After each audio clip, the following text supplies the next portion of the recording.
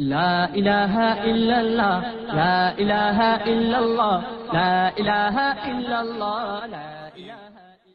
मोहतरम नाजरीन और समीईन, ईद उल अजहा करीब है और साल में दो ईदें हैं जो तमाम मुसलमानों पे वाजिब है। ईद उल फितर है जिसे छोटी ईद भी कहा जाता है, और दूसरी ईद ईद उल अजहा है जिसे ईद उल बड़ी ईद भी कहा जाता है और बकरा ईद भी कहा जाता है।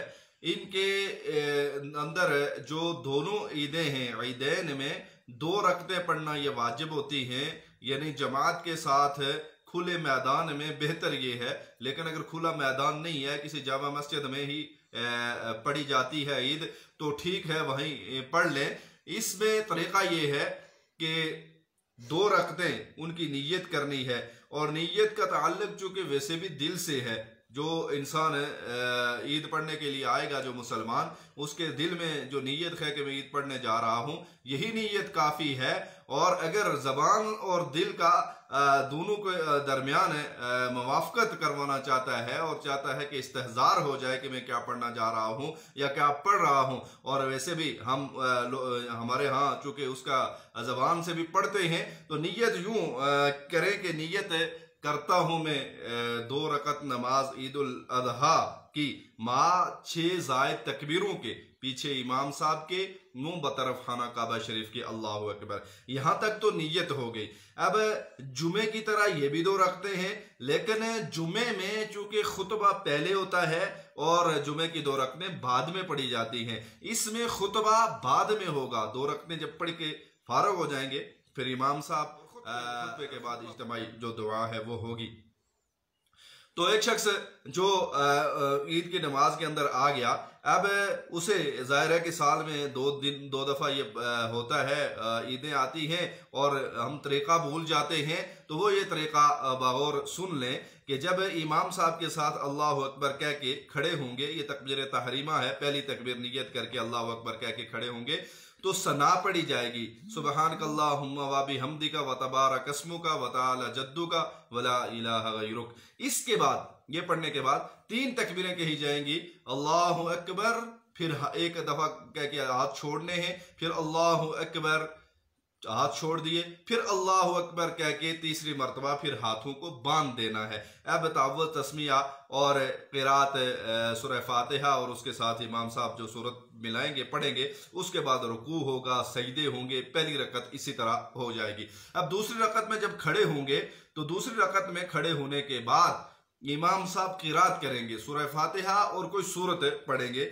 उसके बाद सूरत पढ़ने के बाद तकबीर कहेंगे अल्लाहु अकबर। ये जो तकबीर होगी ये ज़ायद तकबीरों में से होगी, और इसमें हाथ छोड़ देने हैं कानों की लो तक उठा करके, अल्लाहु अकबर 1 मरतबा, फिर अल्लाहु अकबर 2, अल्लाहु अकबर 3, और फिर चौथी तकबीर कही जाएगी। हाथ इसी तरह छोड़े होंगे, चौथी तकबीर में हाथ उठाने नहीं है, अल्लाहु अकबर कहा जाएगा तो रुकू में चले जाना है, इसलिए कि ये चौथी तकबीर ये रुकू की तकबीर है, ये ज़ायद तकबीरों में से नहीं है।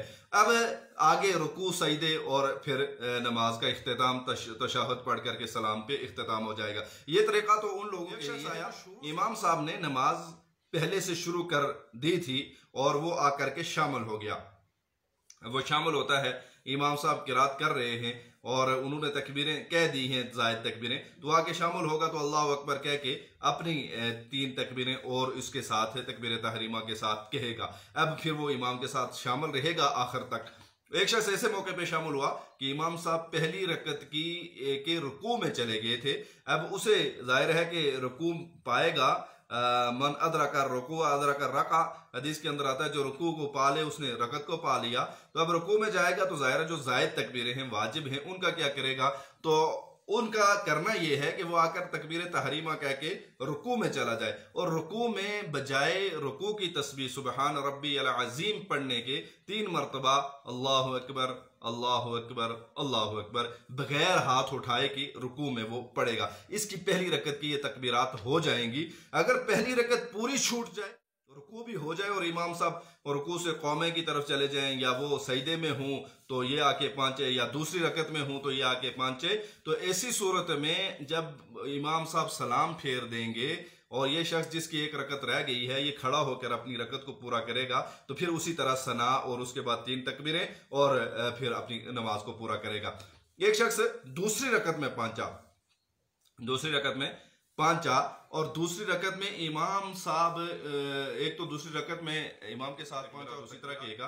अगर इमाम के साथ ऐसे मौके पर पहुंचा कि इमाम तशहुद में था, अत्तहियात पढ़ रहा था और बैठा हुआ था, लोग सारे बैठे हुए थे, ये लेट पहुंचा है, तो इसने आकर के नियत करके अल्लाह अकबर कह के उनके साथ बैठ जाना है। अब जब इमाम साहब सलाम फेरेंगे तो ये खड़े होकर के सना पढ़ के अपनी 3 तकबीरें और फिर किरात करके रुकू, फिर दूसरी रकत में किरात के बाद 3 तकबीरें कहेगा। इस तरह ये तरीका है। चूंकि ये कभी साल में 2 ही मरतबा ईदें होती हैं, ईदैन, तो हम लोग अक्सर ये भूल जाते हैं। तो इस नमाजें इसी सूरत में सही होंगी जब हम सीखेंगे। तो ये तवज्जो से और गौर से इन तरीकों को सीख भी लें। और इसी तरह जब आप ईद के अंदर पहुंचे तो आते हुए रास्ते में तकबीरात तशरीक पढ़ते हुए अल्लाहु अकबर ला इलाहा इल्लल्लाह वल्लाहु अकबर वलिल्लाहिल हम्द, इसका विर्द करते हुए आते हुए अलग रास्ते को इस्तेमाल करें, जाते हुए दूसरे रास्ते को, ये मुस्ताहब अमल है और यही तकबीरात पढ़ते हुए जाएं।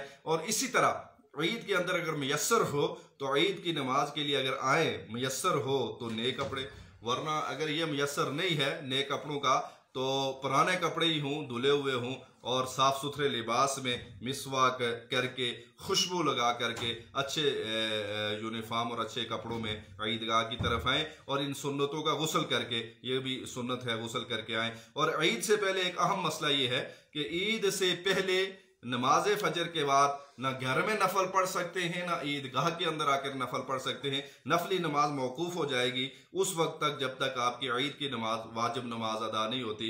ईद के बाद आप नफल पढ़ते रहें, लेकिन ईद से पहले, ईद की नमाज से पहले आप नफली नमाज ना घर में पढ़ सकते हैं ना आकर ईदगाह में या मस्जिद में पढ़ सकते हैं। तो ये एक तरीका है। और जो लोग ईद पढ़ने आएंगे और ईद पढ़ेंगे और जहाँ तक लोग ईद में आ सकते हैं, वो दूर देहातों के लोग हैं जो ईद नहीं पढ़ते या किसी इलाके के अंदर ऐसा है कि वो ईदगाह तक नहीं पहुंचते, तो वो तो कुर्बानी करेंगे तुलुए फजर के बाद, यानी तुलुए सूरज के बाद वो कुर्बानी कर दें। लेकिन जो लोग ईद की तरफ आएंगे, ईद पढ़ेंगे, या ईद तो खुद नहीं पढ़ते लेकिन उनके इलाकों में ईद पढ़ी जाती है और दूसरे लोग पढ़ते हैं, तो ऐसे लोगों के लिए कुर्बानी का हुक्म यह है कि ईद की नमाज के बाद वो अपने जानवर को ज़िबा करेंगे। अल्लाह समझने की और अमल की तौफीक।